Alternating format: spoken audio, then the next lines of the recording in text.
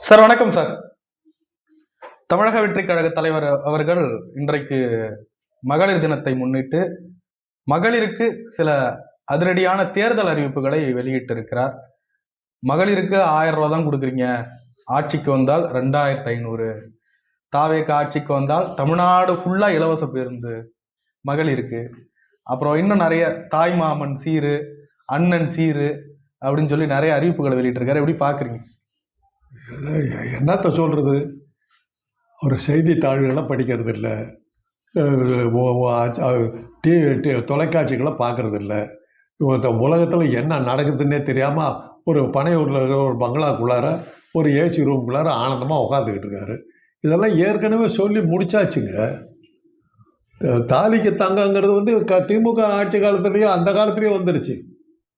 60 வருஷமாக இருக்குது. அதெல்லாம் முதல் குழந்தைக்கு வந்து குழந்தை கர்ப்பவதி ஆச்சுன்னாக்கா கல்யாணத்துக்கு தாலிக்கு தங்கம் கொடுக்குறாங்க. அப்புறம் வந்து இது ப்ரெக்னென்ட் ஆச்சுனாக்கா பிரசவத்துக்கு உதவித்தொகை, அப்புறம் குழந்தை பிறந்ததுன்னா இப்போ குழந்தைக்கு துணிமணிகள் கொடுக்கறது, பேபி இதெல்லாம் கொடுக்கறது எல்லாமே இருக்குது. எது அவர் சொல்கிறது எது இல்லை, எதை அவர் புதுசாக செய்ய போகிறாரு. ஆனால் அவரே சமாளிச்சிட்டாரு.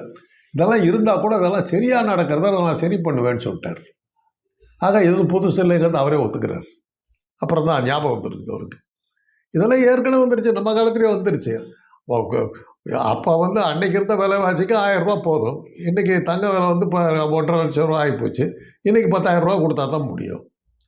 விலைவாசி ஏறுறதுக்கு தகுந்த மாதிரி இது உதவித்தொகையை ஏற்றிக்கிட்டு தான் போகணும். அது இப்போ பெட்ரோல் நேற்று இருந்த விலை இல்லை, இன்றைக்கி விலை ஏறிப்போச்சு. அதுக்கு தகுந்த மாதிரி உதவித்தொகையை ஏற்றி தான் ஆகணும். அன்றைக்கி திமுக ஆட்சிக்கு வந்த நேரத்தில் 1000 ரூபா பெரிய தொகை.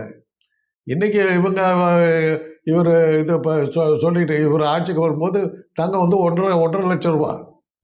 அதுக்கு தகுந்த மாதிரி உதவித்தொகையை ஏற்றித்தானே ஆகணும். அதனால் ஏற்றி கொடுக்கறது ஏற்கனவே இந்த திட்டங்கள் கொண்டாச்சு, அதை அதிகப்படுத்தி கொடுக்குறாரு, அவ்வளோதான். இருந்தாலும் புதுசு இல்லை, எதுவுமே புதுசு இல்லை, எல்லாமே பழைய பழசு, பழைய பழசு. இல்லை, அதை கூட திமுக சொல்லலை. திமுக 2500ன்றாரு. திமுக வந்து டவுன் பஸ்ஸில் மட்டும்தான் மகளிருக்கு ஃப்ரீ. இவர் வந்து தமிழ்நாடு பூரா எந்த மூளைக்கு வேணாலும் போகலாம். பஸ்ஸுக்கு தேவைப்படுறவங்க தாங்க போக முடியும். அப்புறம் ஏதோ இலவசமாக கொடுக்கறதுக்கு யார் வேணாங்கிறா? அவங்க ஆரம்பிச்சிருக்காங்க. அவங்க ஆரம்பிச்சது தான் நீ அதுக்கு மேலே ஒரு ஸ்டெப்பு போயிருக்கிற. ஆரம்ப காலத்தில் பஸ்ஸுகள்லாம் வந்து கம்பி போட்ட பஸ்ஸுகள் தான் அங்கே ஓடிக்கிட்டு இருந்தது, மூடி இருக்காது. இது தகரம் போட்டு ஃபுல்லாக மூடி இருக்காது. கம்பி போட்ட பஸ்ஸுங்க தான் குதிரை வண்டியில் போகிற மாதிரி தான் போகணும்.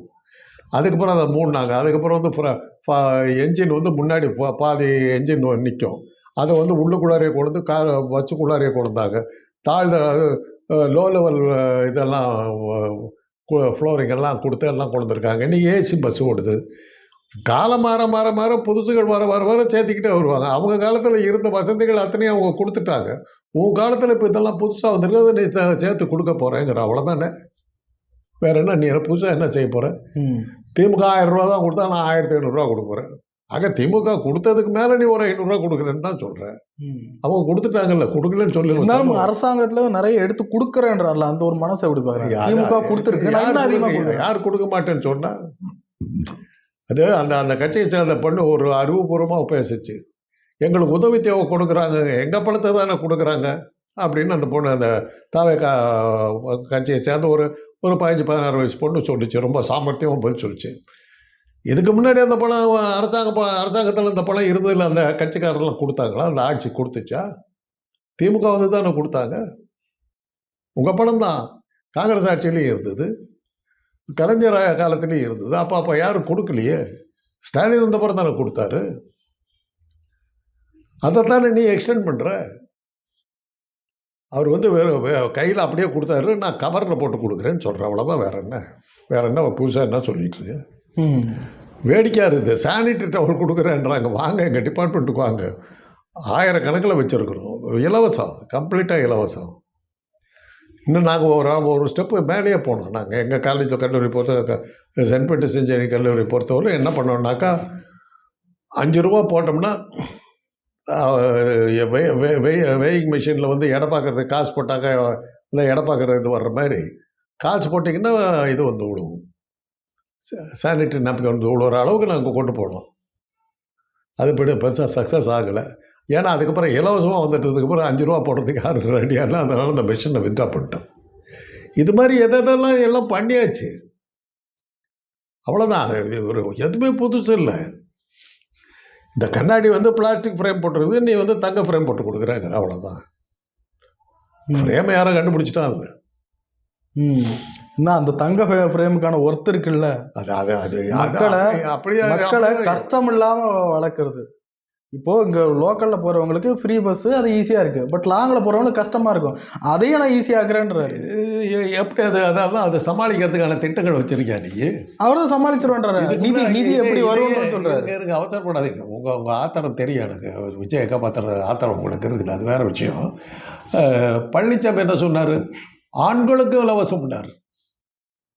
அப்போ எப்படி பஸ் ஓட்டுவேன்? பெண்ணுக்கு இலவசம் சொன்னேன், சரி. ஆண்கள்கிட்ட டிக்கெட்டு விற்று அதில் வர்ற காசை வச்சு பஸ்ஸை ஓட்டிகிட்டு இருந்தேன். ஆணுக்கு இலவசம்னா பஸ்ஸு இலவசம்னு சொல்லிட்டு போக வேண்டியது தானே? அது ஏற்கனவே பழனிசாமி சொல்லிட்டாரு. இப்போ நீ அதை சொல்கிற. இப்போ உனக்கு பழனிசாமிக்கு என்ன வித்தியாசம்? இல்லை, விஜய் என்ன சொல்கிறாரு, இதுக்கெல்லாம் நிதி எங்கேருந்து வரும்னு எங்களுக்கு தெரியும். 30% வந்து சிஎம் சாருக்கு போகுது இங்கே அந்த பட்ஜெட்ல இருந்து. அவங்க கொள்ளை அடிக்கிறாங்க, அதை எடுத்தோன்னா எல்லாத்தையும் நிறைவா செய்யலான்றாரு. அதெல்லாம் எடுக்க போறான்றாரு. அது இப்போ அவங்க கொடுத்துக்கிட்டு இருக்காங்க. அதில் என்ன குறைய சொல்கிறேன்? இன்னும் நிறைய கொடுக்கலான்றாரு சார். இன்னும் நிறைய ஏன் தேவைப்பட்டால் தாங்க கொடுக்க முடியும் சார். நீங்க ஒரு 1000 ரூபா கொடுத்தா எக்ஸ்ட்ரா சொல்கிறேன். அதைத்தான் சொல்ல வர்றேன். பொருளாதார அடிப்படை ஞானத்தோட பேசணும் எப்பவுமே. தங்கத்தினுடைய விலை வந்து இப்போ எங்கள் காலத்தில் 100 ரூபா இருக்கும். அப்போ வந்து தங்கத்துக்கு நாங்கள் வந்து 90 ரூபா கொடுக்குறோன்னு சொன்னோம். இன்றைக்கி அந்த 90 ரூபாயில் தங்கம் வாங்க முடியுமா? இன்றைக்கி 1,50,000 ரூபா, 1,25 லட்சம் ரூபா கொடுத்தா தான் நீங்கள் இது பண்ண முடியும். அதை அவர்களை அடித்து கொண்டு போய் விட்டாருன்னா விலைவாசி ஏறி போச்சு.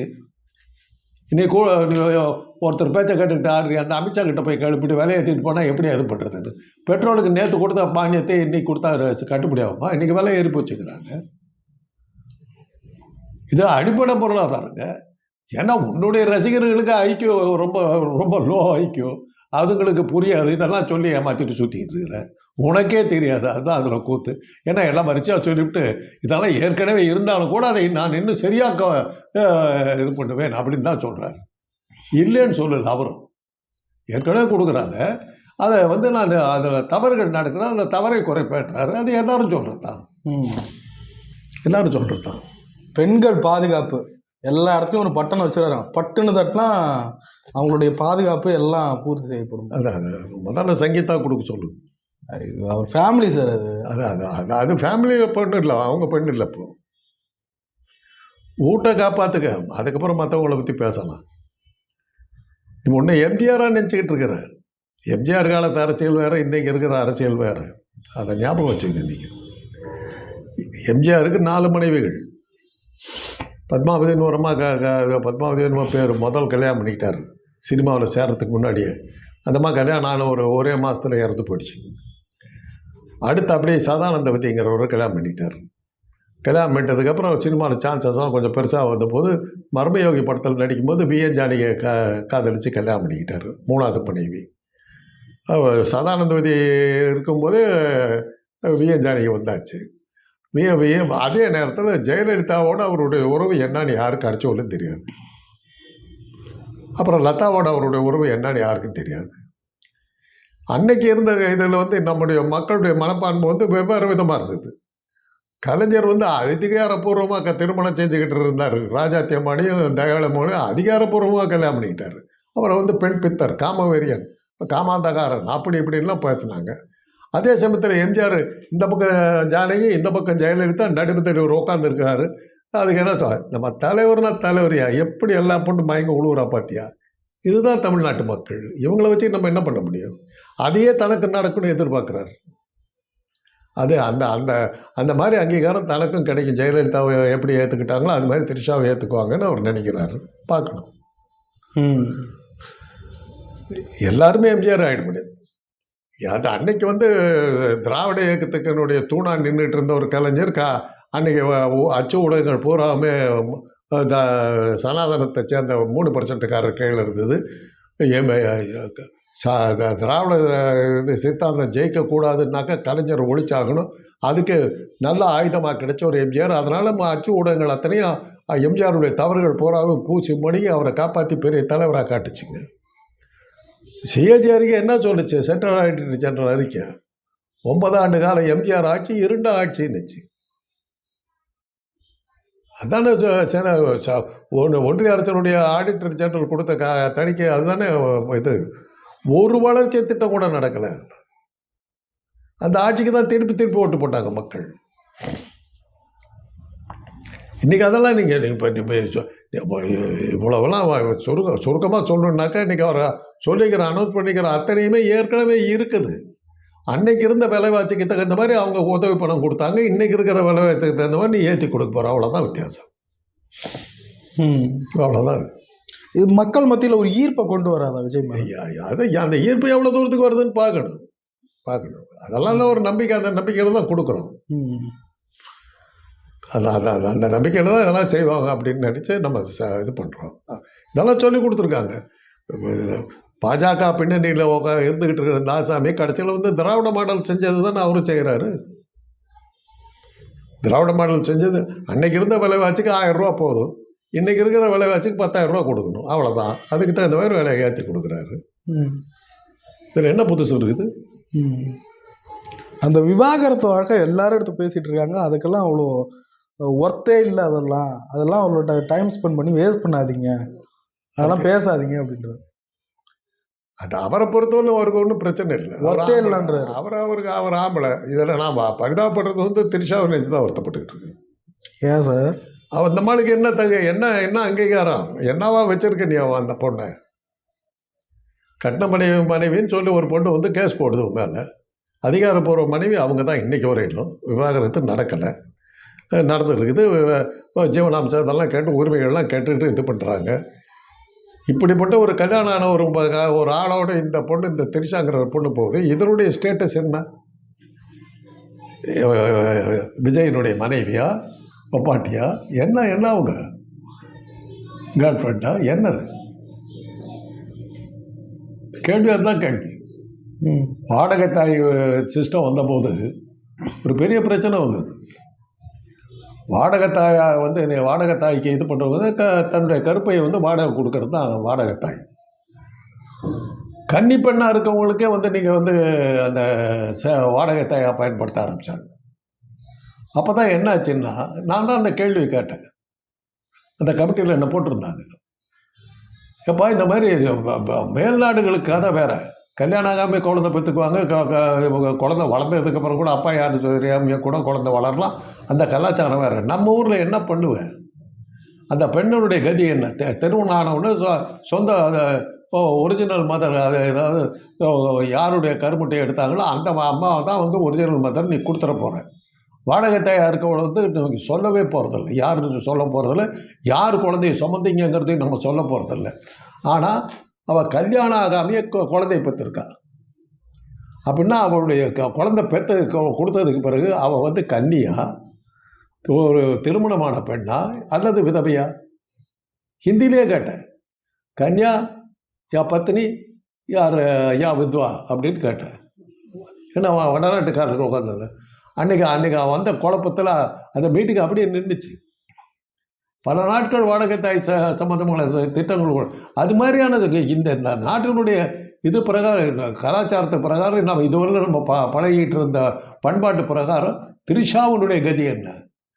திருமணமானவளா, வெறும் வப்பாட்டியா, அல்லது வெறும் நட்போட முடிஞ்சு போச்சா? என்ன அவங்களுடைய ஸ்டேட்டஸ்?